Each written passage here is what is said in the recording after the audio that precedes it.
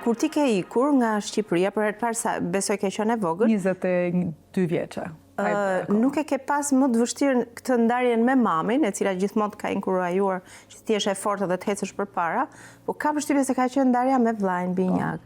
Si ka qenë ajo dita kur ti u largove, ajo ndarja me vllajën, po dhe me familjarët e tjerë, po kryesisht me vllajën. Në moment që unë isha në port, e mbaj mend që aty filloi të më godiste realiteti që unë faktikisht po ikja larg.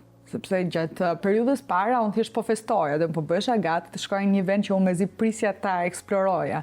Ndërkohë që ditën që duhet largohesha vërtet më goditi se sa larg do shkoja.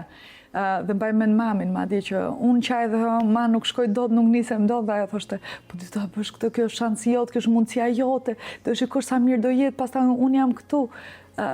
Po pasi takova mamin, ndarje më të vështirë kisha me vllajën. Thënë ishte e vërtet lash mbrapa gjysmën time. Unë kam ardhur me një gjysmë në këtë jetë, dhe ai është gjysma ime dhe unë e lash pas dhe ndarja me të ishte shumë e vështirë. Mendoj, madje për mua mund të ketë qenë pak më e lehtë, sepse unë çdo ditë isha në një aventurë, në një zbulim, isha në një botë tjetër, ndërsa vllajën e lash këtu ku ishte dhe i mungoja unë. E ndjeja dhe më ndjente shumë kur u largova, për shembull, unë kur kisha ditë vështira, mundesha mos t'u thoja familjes time sepse ishin larg dhe s'doja të shqetësoja. Po ndërkohë ishte vllai gjithmonë që e ndjente më thoshte çka ke sot. Kanë qenë shumë këto ditë vështira sepse zhvendosja në një vend tjetër, në një vend të largët. Mua, për shumë, kur isha në Shqipëri, Shqipëria më duke shumë e madhe. Por kur ika jashtë, kuptova që në fakt ishim një vend shumë i vogël, dhe bota është shumë e madhe, kulturat janë shumë të ndryshme, kisha shokun e kulturës në fillim, por a ishte gjithmonë në mbështetje për mua. Në asnjë moment nuk më thoshte që shikon, nëse s'pra del duhet kthesh, po më thoshte shikon ti ke vetëm një alternativë për t'ia dalë. Dhe duhet trish edhe ishte motivues ndaj meje, siç kam qenë edhe unë ndaj tij. Por për shembull mbaj mend ditët e para të shkollës ishin shumë vështira, sepse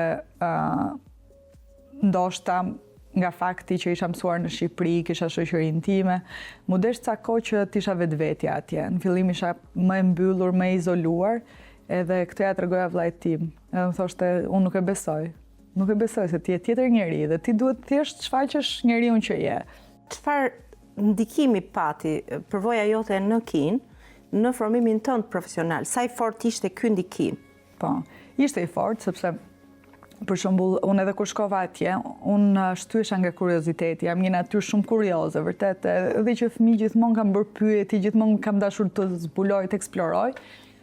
Dhe këtë që kam bërë edhe atje, për mua nuk mjafton të shkollimi që bëja këtu, unë doja të shikoja konkretisht çfarë po studioja, dhe nuk e shikoja dot në Shqipëri. Dhe lëvizura jashtë për këtë më ka ndihmuar të shoh shembuj, të shikoj se çfarë bëjnë tjerët jashtë, kush janë praktikat, pse disa vende zhvillohen, pse disa vende nuk zhvillohen, edhe në arkitekturë flas, domethënë, pse disa vende kanë një zhvillim të mirë urban, çfarë bën jetesën në një qytet të mirë, domethënë, për shembull kur isha jashtë, unë isha në një qytet me 25 milion banor, por unë nuk kisha kurrë probleme transporti, unë mund shkoja fare lehtë nga një cep në cepin tjetër, ndërkohë që unë jam në Shqipëri, në një vend më pak në Tiranë, në një vend më pak se 1 milion banor, dhe unë çdo ditë has vështirësinë transport, dhe unë kuptoj se sa ma vështirëson jetën kjo gjë për shembull. E vetmja gjë që mbaj mend, sidomos periudhën që u ktheva unë, është që ka një traumë kur ti kthesh nga një vend jashtë, aq më tepër kur përshtatesh në një vend jashtë, kur kthesh në Shqipëri,